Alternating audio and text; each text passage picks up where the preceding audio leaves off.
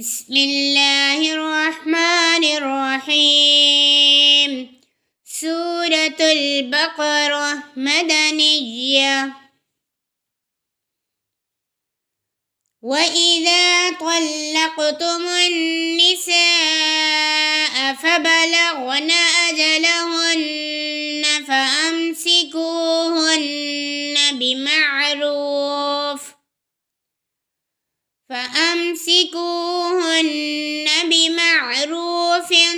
أو سرحوهن بمعروف ولا تمسكوهن ضرارا لتعتدوا ومن يفعل ذلك فقد ظلم نفسه ولا تتخذوا آيات الله هزوا واذكروا نعمة الله عليكم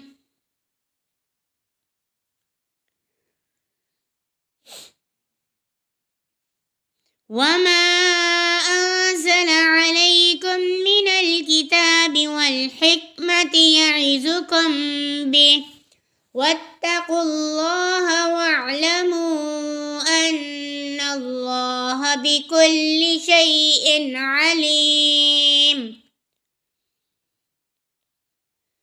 وإذا طلقتم النساء فبلغن أجلهن فلا تعزلوهن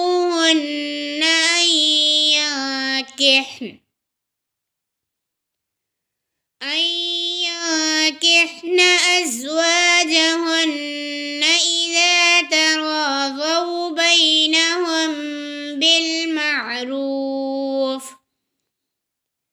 ذلك يوعظ به من كان منكم يؤمن بالله واليوم الآخر ذلكم أزكى لكم وأطهر والله يعلم وأنتم لا تعلمون. والوالدات يرضعن أولادهن حولين كاملين لمن أراد أن يتم الرضاعة وعلى المولود له رزقهن وكسوتهن بالمعروف لا تكلف نفس إلا وسعها لا تضار والدة بولدها ولا مولود له بولده وعلى الوارث مثل ذلك فإن أراد فصالا عن تراض منهما وتشاور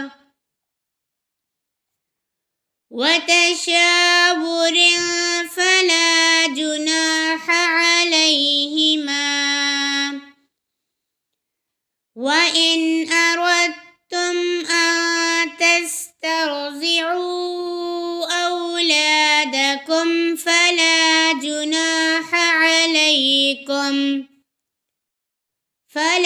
جناح عليكم إذا سلمتم ما آتيتم بالمعروف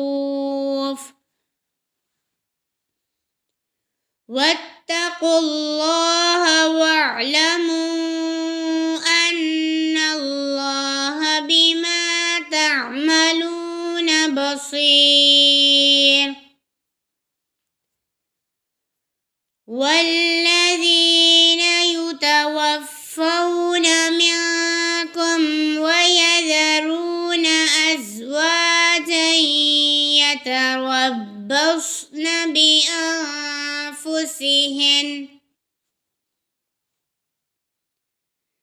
بأنفسهن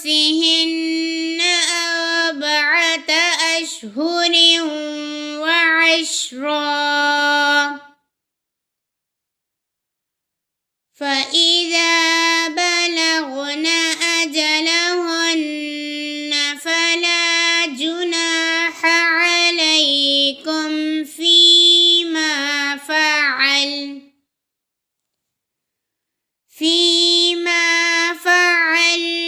في أنفسهن بالمعروف والله بما تعملون خبير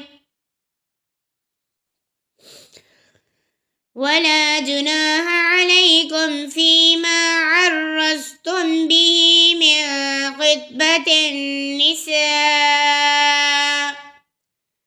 من خطبة النساء أو أكننتم في أنفسكم علم الله أنكم ستذكرونهن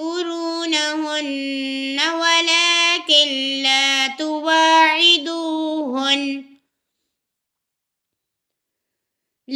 تواعدوهن سرا إلا أن تقولوا قولا معروفا ولا تعزموا عقدة النكاح حتى يبلغ الكتاب أجله واعلموا أن الله يعلم ما في أنفسكم فاحذروه واعلموا أن الله غفور حليم صدق الله العظيم.